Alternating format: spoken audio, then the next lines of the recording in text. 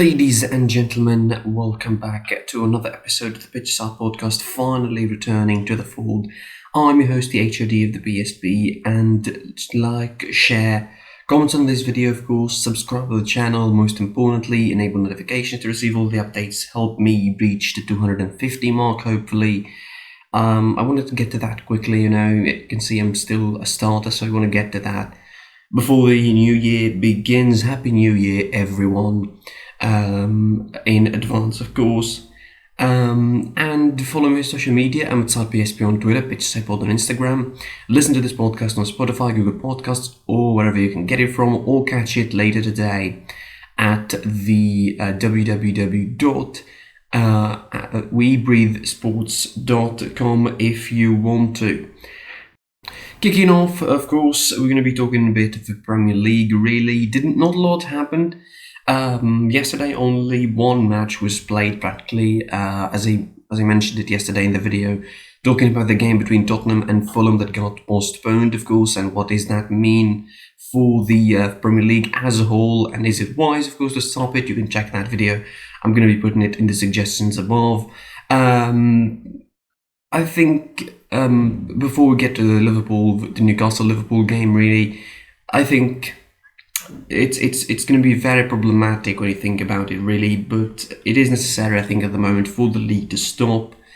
Again, maybe in the heart of hearts, I'm not with that decision to stop the leagues because I want football to continue. I mean, if anything, it's more content to me, but again, the health of the players, of course, and the health of everyone, really, is above everything else, and it's utmost priority to put the health of the players and the staff and everybody else surrounding the game in a safe space, in a safe place. So I think pausing the league for 2 weeks actually is not going to be that bad of idea, specifically now, like it's the start of the year, like it's normally a break. Traditionally it would be a break, but the break for the Premier League isn't exactly stopping the league as much as playing the FA Cup and the FL Cup and whatever. And that, of course, is going to be throwing its shades on the rest of the schedule for the season. But, again, health of the players, health of everyone is utmost priority. So I think they shouldn't be finding the problem in rescheduling these games, rescheduling the whole season even. They won't find an issue. I mean, the Euros, hopefully they will be played on the 11th of June, but nobody knows. It seems like this problem is only concerning the Premier League only, so it's not that. It's not. I don't think it's not that general or like not that wide of reach. Really, the Premier League is like the only league this season that is having games postponed now in this period of time, because the other leagues were having a break during the Christmas period, and Britain on the whole, there's a new surge, of course, in Britain, which makes things even harder in general. Let's talk about the game between Newcastle and Liverpool. I talked about it in the review, of course, you can check that as well. This was a disappointing game again for Liverpool. Another, not bad performance, but another ineffective performance, I would say. Another mostly slow performance. This was even slower than the game against West Brom in the first half in particular. Newcastle started as you expect them, really, 5-3-2 or 3-5-2. It depends on how you look at it. Sitting pretty medium, not exactly sitting deep, not exactly crowding themselves in the box, but placing themselves really around the 25-30 yard mark. Playing so compact. Obviously, Liverpool started the game slow. They couldn't move inside the spaces. They needed a lot of pace. They needed a lot of movement, which wasn't there at the beginning of the game. Newcastle, I would say, they were surprisingly offensive in the first 25 minutes. I mean, they had a couple of chances. Alisson pulled a big save in the first half in front of Callum Wilson, denying him the opportunity to score the first goal. A goal probably could have changed the game, really, because that goal, from a neutral point of view, that would have at least pushed Liverpool to attack and pushed Liverpool to try and equalise and make a reaction. But as the game progressed and the score stayed 0-0, it was clear to everyone that Newcastle are going to be sitting deep and deeper and deeper and deeper as the game goes on, as Liverpool are going to be the ones trying to attack. And in the final 15 minutes of the first half or something, Liverpool started to find some sort of rhythm to their game, really, and started to make movements and realise, oh, Newcastle are sitting, middle sort of compact, medium block, so we're going to hit them with the long, balls behind the defenders' backs. And it worked in a couple of occasions, but the finishing, for three players with the caliber of Mohamed Salah, Roberto Firmino and Sadio Mane, I think the finishing was horrendous. And bear with me a little bit. When I'm saying the finish is horrendous, I'm not going to say that they fluffed their lines completely. I'm saying that they were not as clinical as they should have been. And you expect these kind of players to be clinical from any range, pretty much. But the chances that Liverpool had were like close range opportunities where the decision making was really bad. And in some points, they make the wrong decision of passing instead of shooting. Sometimes it's the other way around. It was again completely, regarding the standards of these players, it was absolutely horrendous. I'm not talking that in general they are bad. I'm just saying that in this game, and probably could extend that to the West Brom game as well. Like, aside from the goal, really, from Mane, the finishing wasn't exactly that great in the West Brom game too. The first half ended 0-0, which was expected, more or less. Like, Liverpool had a couple of chances, but I don't think they necessarily knew how to deal with them. Newcastle also had a couple of chances. They were playing on the long balls on the right-hand side of Liverpool defence mostly, capitalising on the spaces left by Alexander-Arnold, who was more offensive than usual, and Nathaniel Phillips, the young centre-half, alongside Fabinho, who's still inexperienced, still learning the trade again, and in a veteran like Callum Wilson up front for Newcastle, it was really hard for him to keep up with him, and he won a couple of runs in front of him, including the save that he was talking about earlier from Alisson, of course. The second half, it was a one-sided game, I would say. Liverpool possessed more of the ball, and that's, I think, what increased their possession sort of percentage overall to 73%, something like that. It was the fact that the second half was pretty much all theirs to play. Newcastle were not exactly pressing up front. They weren't exactly playing high up front. They just sat in the back, and they sat even deeper than usual, and allowed Liverpool to sort of pin them to their defence and move forward a little bit more, which almost came to a result. But the combination of defending, goalkeeping brilliance by Caldano, that goalkeeper, when I put him in the lineup, in the starting lineup of the Premier League 2020-2021 halfway season, remember, you can check that video out as well. Again, he could have been the starting goalkeeper actually for me, instead of the substitute goalkeeper. And I'm putting him as a substitute goalkeeper just because Newcastle are a worse defence than Aston Villa are. So that, just because Newcastle are not performing as much as Aston Villa, that's the only reason why I put Darlow as the substitute goalkeeper. But elsewhere, like, reflex saves, like the save he pulled against Salah, like, people would call that a bad finishing from Salah, but to be fair, like, that is how you should shoot a ball in the position where Salah was in the first half. But Darlow pulled a Neuer-like save, I would say. I know, maybe that's a stretch because I'm a Bayern fan, but it's a Neuer-like save. The fingertips just at the right time, closing down the angle, keeping himself big, not allowing Salah the opportunity to find a free angle elsewhere on his left or on his right. Bad finishing, as I mentioned, combination of, defending, the bad finishing, a little bit of this, a little bit of that for Liverpool, meant that the result stayed 0-0, even with the introduction of the likes of Thiago, returning, of course, to the squad, Wijnaldum coming in from the bench as well.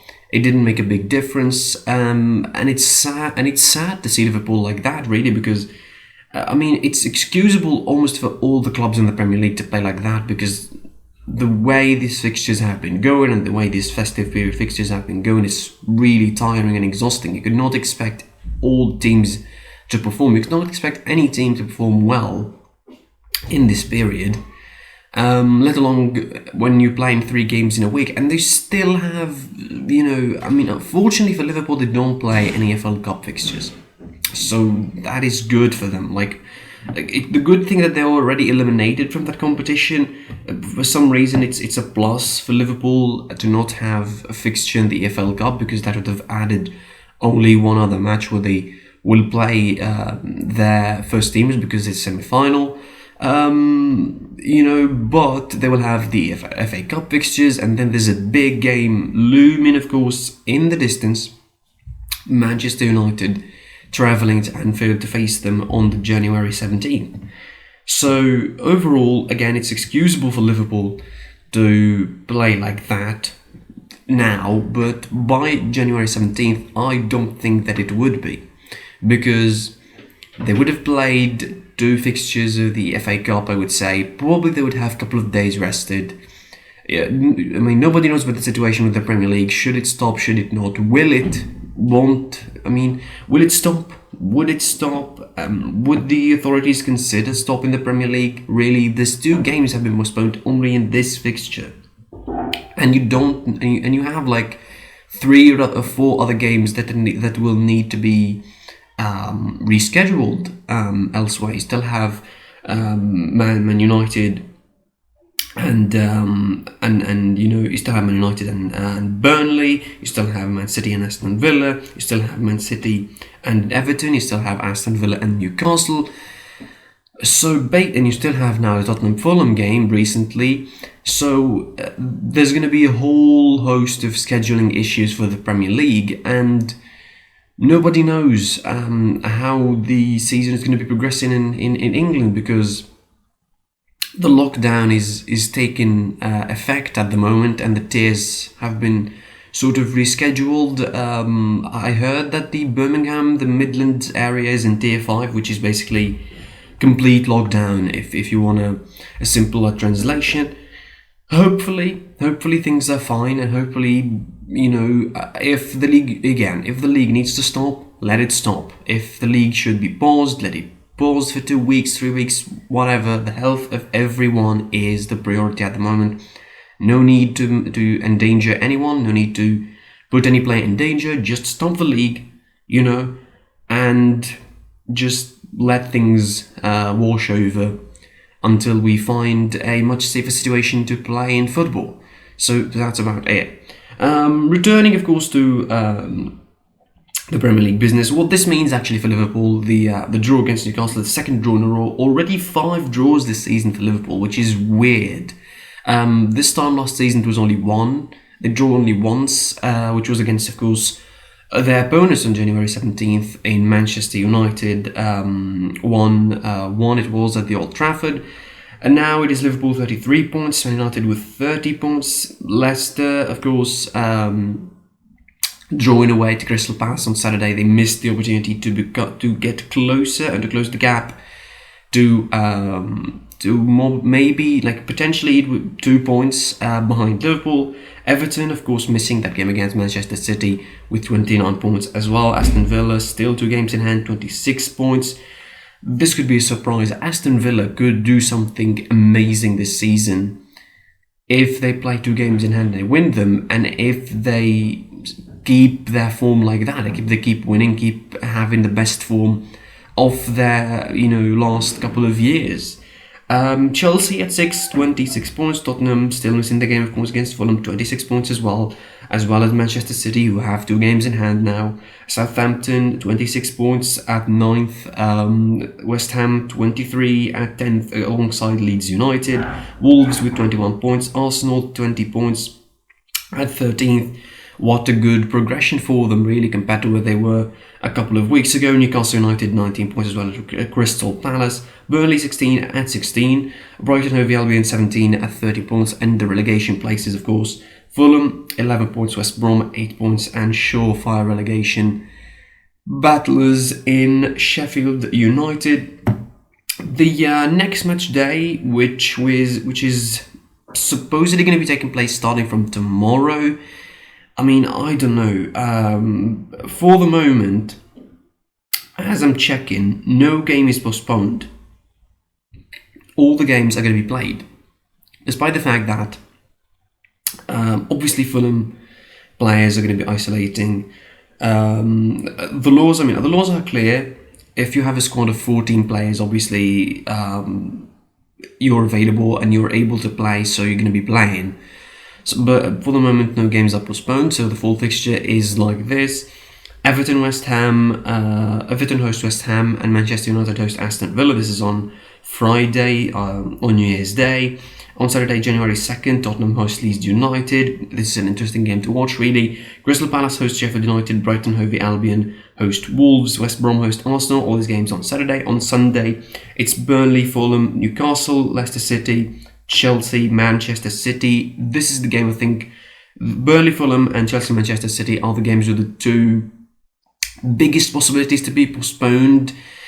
Not sure really, depending on what is going to happen. Maybe, because Manchester City have stopped the training completely, like the training facilities for City are completely stopped, so nobody knows what is going to be going on in that as well. So on Monday, the fixture finishes with Southampton hosting Liverpool at the St. Mary's, which is another interesting game. Hopefully the fixture goes on and we can watch these games anyway. Moving on, of course, and yesterday wasn't only about the Premier League as well. There was action in Spain. And in Spain, of course, there was the action. Of course, the fixture started. Match day 16 started actually on Tuesday as well. Let me remind you quickly of the results. Sevilla defeated Villarreal 2-0. Barcelona drawn with Eibar. I reviewed that game, of course. 1-1 at the Camp Nou. Cadiz drawn goalless against Real Valladolid. A 4-3 thriller between Levante and Real Betis ended with Levante winning, of course. Granada defeated Valencia on Saturday again. Granada are having a great season, in my opinion. Atletico Madrid, hard win against Getafe at home. Celta Vigo defeated Huesca 2-1, and Elche drawn with Real Madrid 1-1. I'm going to be talking generally, really, because I didn't watch any of these games, to be fair. I watched glimpses of the Elche Real Madrid game, just about saw the goal for Real Madrid, and then just switched on, of course, to the Liverpool game as well, because it was taking place around the same time. There's half an hour between them. What this means, of course, to the Premier League, to the LaLiga table now, Atletico Madrid are 2 points ahead of Real Madrid in the table with 2 games in hand for Atletico Madrid. 2 games in hand for them. Sevilla fourth with 26 points, 2 games in hand as well. Between them, there's Real Madrid with 33 points and Sociedad with 26 points at third. It looks like at the moment it will be a 2-horse race between Atletico Madrid and Real Madrid. The capital city boys look like they're going to be battling it out this season for La Liga title, which is nice, but I reckon if Atletico Madrid, of course, they have 2 games in hand against Sevilla and against Elche, so if they play both of these games and win them, they're going to be, I don't know, 6, 9, 10 points potentially at the top of the table, which is going to be hurting Real Madrid if they want to compete for La Liga again, because I still believe firmly that it's Atletico Madrid's season. I expect Atletico Madrid to win La Liga because, yes, they only lost to Real Madrid, but who are we kidding? That was, in my opinion, that was an anomaly of a game, because elsewhere they only conceded 5 goals this season. One of the strongest defense I think in Europe. It is the strongest defense in Europe for Atletico Madrid. They look even better than the season which they last won La Liga, which is 2013-14, and they're absolutely smashing it. Their form is amazing. They're top of the table overall, top of the table on home form, and third on the table on away form, only to Real Madrid, because Real Madrid and Sociedad are the only 2 teams that had more away points than Atletico Madrid, and that is always considering the asterisk that Atletico Madrid have 2 games in hand, because they still have a couple of games which are both away from home. I hope I see a great title race this season, and I hope I see a great sort of season overall in La Liga, because last season it seemed like Real Madrid won it because of the inconsistency of Barcelona mostly. I want to see 2 sides that are winning each week, that are strongly performing, because let's not, lie about it. Barcelona didn't really strongly perform last season.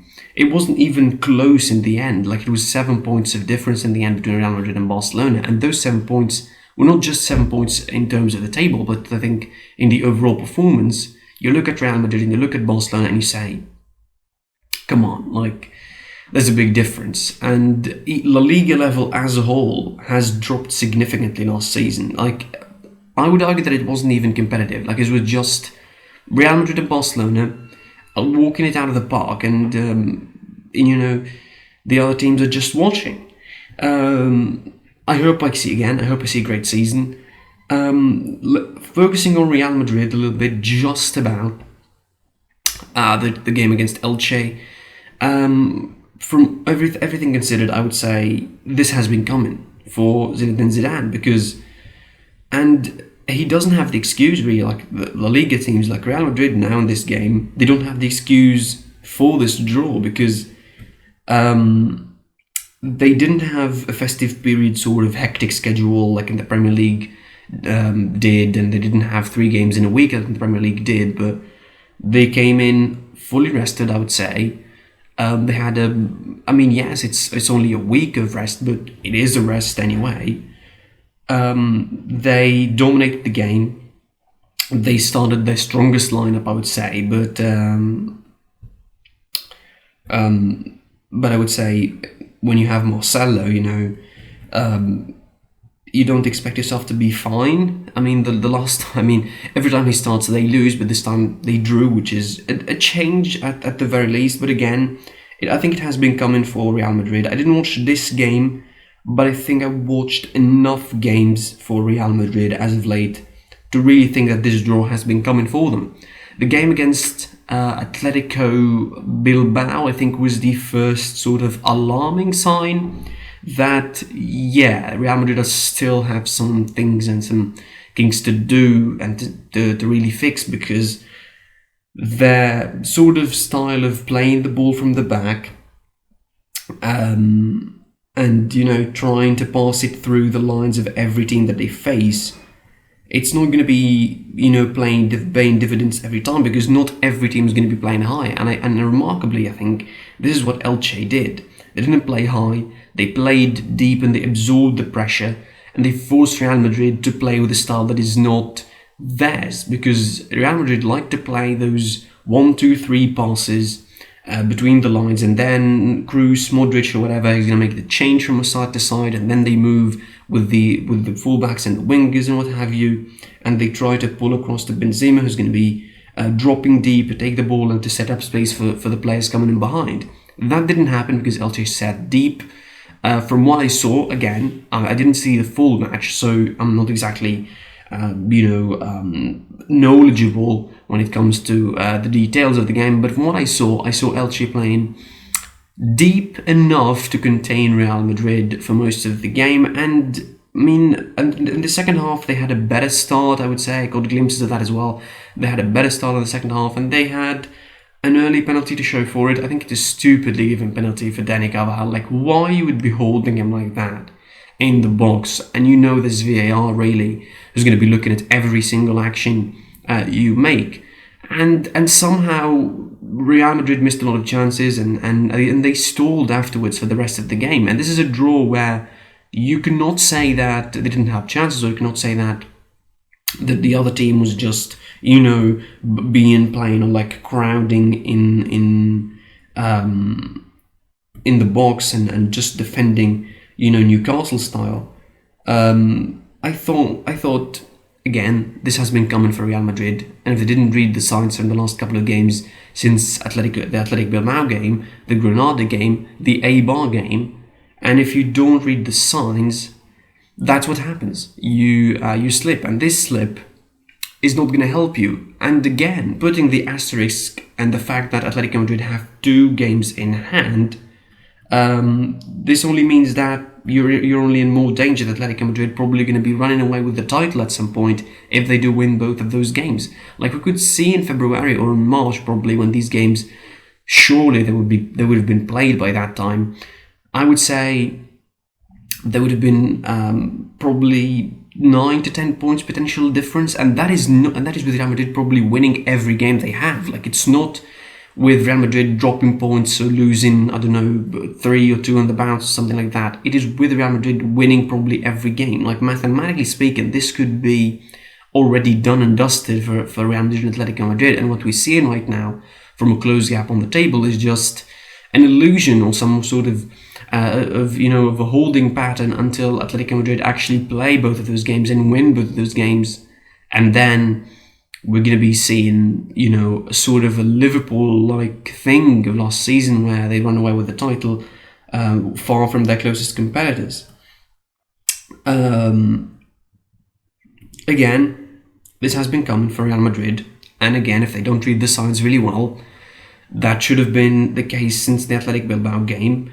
I don't think that Zidane is going to be too much in blame here, but as long as the game progresses, and now like LaLiga returned, and it's going to be not just any return, there will be like a hectic schedule now for LaLiga themselves, because there's a Super Cup supposedly on January, and of course there's going to be the return of LaLiga, so who knows what could really happen until then. The table of LaLiga really quickly, of course, to round off the episode. Real Madrid, again, second behind the top of the table, Atletico Madrid, 35 points for Atletico, 33 for Real, 26 for Sociedad at third, 26 for Sevilla, 26 for Villarreal at fifth, Barcelona 25, 24 for Granada, 23 for Celta Vigo, 19 for both Cadiz and Real Betis, Athletic Bilbao with 18 as well as Levante, Alaves with 17 points as well as Getafe, Elche 16 points with Eibar and Valencia 15 points at 17th.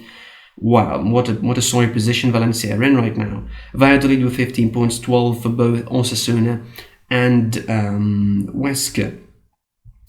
And that's it. In the end, of course, like, comment on this video, share the video, of course, subscribe to the channel, enable notifications to receive all the updates from this podcast and the other content on this channel. Of course, as I mentioned, check out the videos where I talk about the Tottenham vs Fulham game postponement, of course, and what could that mean for the Premier League. Check out as well my Premier League best 11 for the halfway line through the season. Again, follow us on social media. I'm at PSP on Twitter, PitchSnipod on Instagram. Listen to the podcast on Spotify or wherever you can get it from. I was your boy, the HOD of the PSP, and until next time, I'll be seeing you soon. Goodbye.